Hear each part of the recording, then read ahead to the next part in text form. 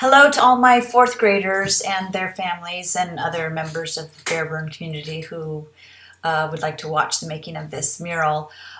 This is the creativity making of mural, and I decided after watching a lot of my footage and seeing my photos that I took during the process that I would start at the end and work backwards toward the beginning. And that's because some of the videos that I took at the end really explained the visual imagery that I used and the meaning behind it. So I thought that might be a good place to begin so that you all have a, an understanding of what it all means when you look at the different items being painted. In terms of the process, this particular mural went a lot faster than the other two. Primarily because I had an assistant on this one, which was incredibly helpful. If I had not had her, I would still be painting on it now, and I probably wouldn't be putting the murals up at school till after school ends. But she is my daughter, and this mural also, I had done a lot of development work on it in the beginning initially. So I knew what colors I wanted to use. I knew what the designs looked like on every letter. I had it way more mapped out than some of the other, well, it's certainly the second and third grade mural where I had to really make a lot of color choices on the spot. So that helped the process go a lot quicker. And in terms of the elements, we had sunny days, we had less wind challenge and less flying insect and bird challenges, and so it went a lot faster than the other two murals. But let's start with watching a couple of videos about what it all looks like and what all the images mean, and then we'll finish up with all the pictures and the videos showing us working. All right. I just wanted to go over a little bit about, explain a little bit about the iconography of the piece. And this was a tough mural because in one way creativity seems like, wow, there's so much you could do with it, right? Creativity, it's more than just in the artistic realm. And that's what I kind of started seeing the more I had these workshops with the kids, is that everybody's idea of creativity was really different. It wasn't just this idea of artistic creativity, of course. So, finding that common image that kind of resonated with creativity was a little bit challenging, but all their ideas were really great. Like, I had a group of students in Miss Chen's class, I believe, that were really into sports, and all they wanted to do is draw sports, baseballs, basketballs, footballs, whatever, and talk about sports. So, in trying to keep them focused on, okay, well, what is creative about sports? Really, I was kind of interested in hearing all their ideas and how they could sell me. That became like a term that I started using with them. Like, okay, how are you going to sell me on this idea? We're talking about creativity. We're trying to find images and sayings and all these things that talk about creativity, and you're really kind of locked into the sports thing. So what's creative about sports for you? And they started talking about how, sports, you have to kind of really have strategy, right? And, to beat your opponent, and you had to, I said, okay, I get it. Being a good strategist involves a lot of creativity. So almost everything in the image, in the different letters, has a meaning. So let's turn the camera around and we'll talk a little bit about what's in each of the letters and what it means.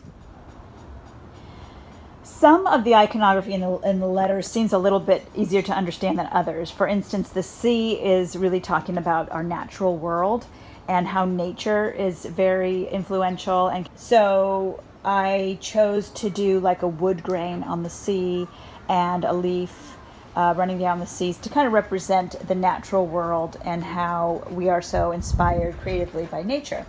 And then I'll get back to the stars in a second because there's a couple of letters that don't have actual images that we understand. But the baseball is what I told you before. It has to do with sports and how students thought that sports and the strategy that goes along with sports is a very creative kind of endeavor.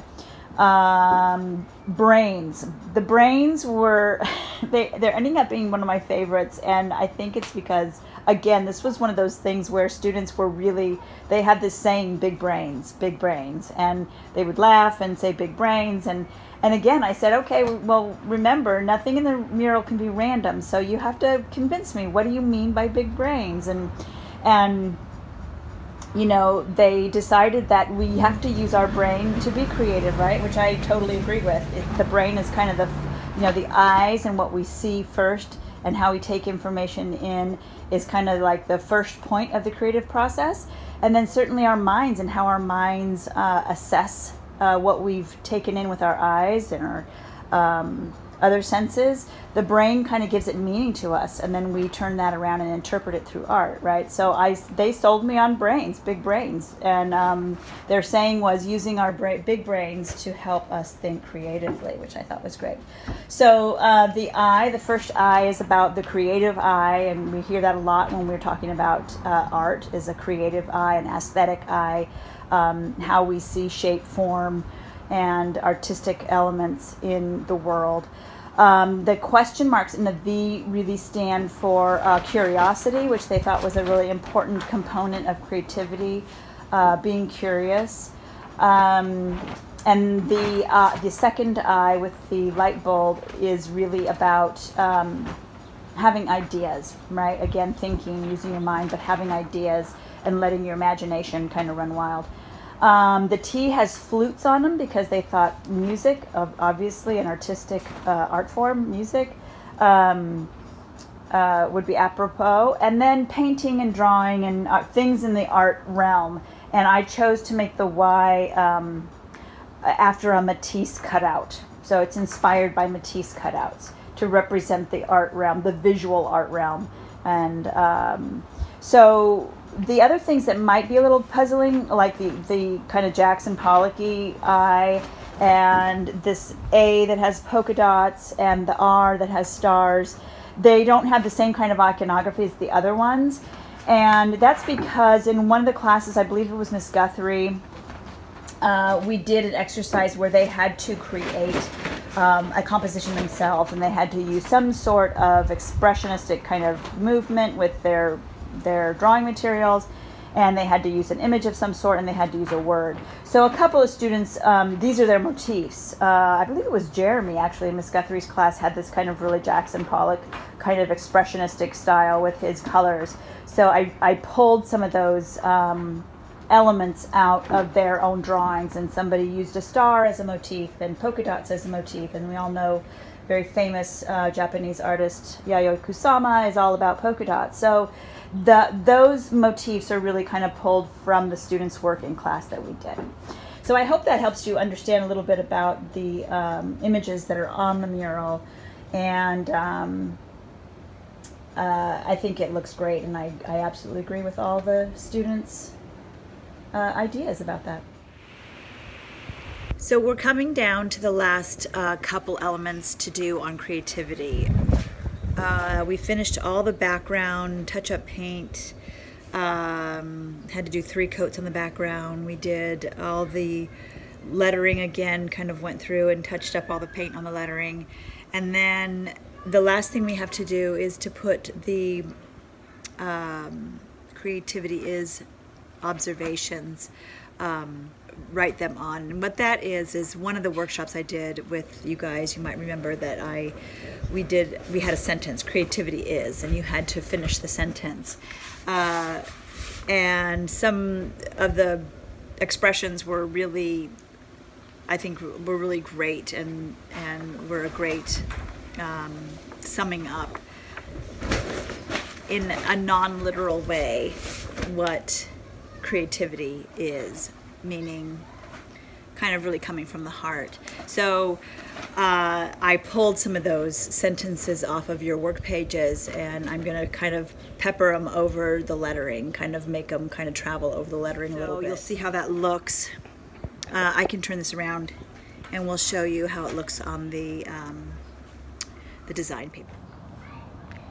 So you see here on this is the drawing, And some things made it into it, some things I thought were better without. Like I didn't like this line work around the T because I thought it distracted from the brain, so I left it out. But you can see these phrases, your own ideas that are different than everybody else's. So what is creativity? Creativity is your own ideas that are different from everybody else's. I just really loved some of those. So I'm going to kind of make them travel over the lettering. And then I have these little like firecracker kind of images here that I'm going to just decorate the outside of the lettering with.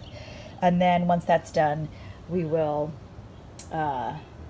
put the varnish on. Yay!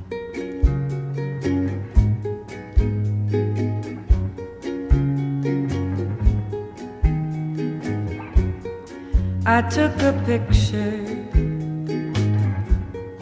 Your form was cloudy in the night. You wrote a letter. Hey everyone, we are working on the creativity 4th grade mural today. This is my assistant, Lane. Hi. She is starting by filling in all the colors of the creativity lettering.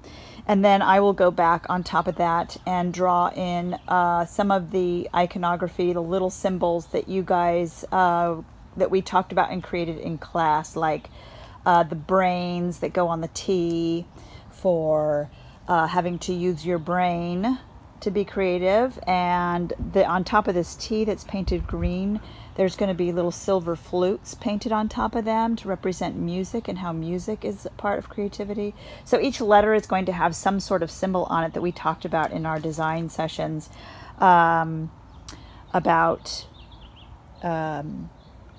what creativity is and what it means to me. Things we do,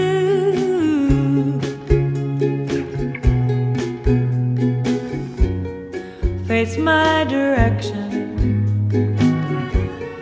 I wanna see you better, dear. You're a distraction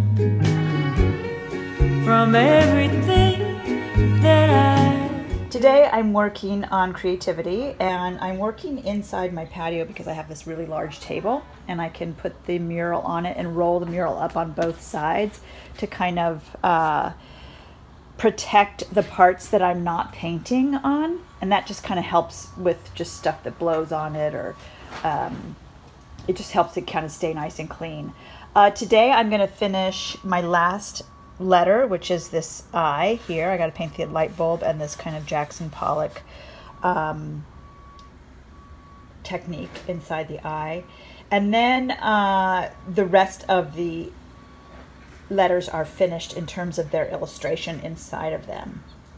After that, all of the mural needs a second coat on this green because you can see it's kind of you can see the brush strokes. It needs a second coat. And then I will be outlining all the letters and then painting or writing the words on that are so great. Some of these words that I have trailing up over the mural.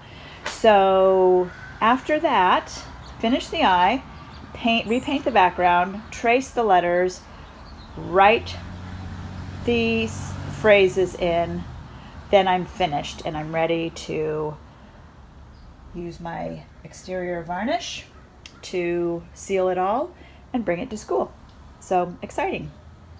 Told a story of love, you and I. We told a story of love from our hearts, but it never came true. There's no tomorrow for me and you. We weren't so young, we should have known. Love's as brittle as a broken bone. We couldn't see around the bend. We spun the yard without There's the an second coat on all the background color, which is this kind of acidy yellow green. And for some reason the paint is just really kind of translucent, so we're going over it for a third shot and hoping that it all gets covered third time. My assistant Lane is doing that. And I am going through and kind of doing all the trim work and fixing little smudges inside the letters, trimming all the area where some of the paint mixed. I'm going to work on the V right now. You can see some of the edges need a little cleanup to them. So that's my job right now. Hopefully after the third coat of the background is finished, then once the paint dries, which shouldn't take that long, I will start writing the words and doing the last decorative elements, and then it's time for varnish.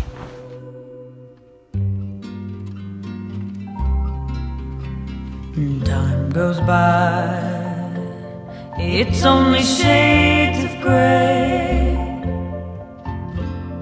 And time goes by, it's only shades of gray in my heart where the color should be.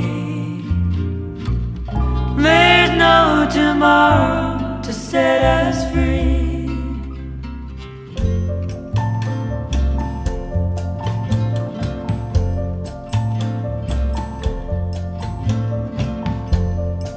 So I can consider myself officially done with this mural. I'm going to roll it up. Today is the 20th of May, and I'm intending on going to school Tuesday, right after Memorial Day, and putting the murals up, starting that work, which should take me a few days to do that. So I really had a lot of fun on this mural too. I love like illuminated letters or illustrated letter work. I do that a lot in my own work, so that's always fun for me to do. But I just want to say thank you to all you fourth graders, wonderful fourth graders who were very humorous and clever and creative while working with me on this mural. Thanks, guys.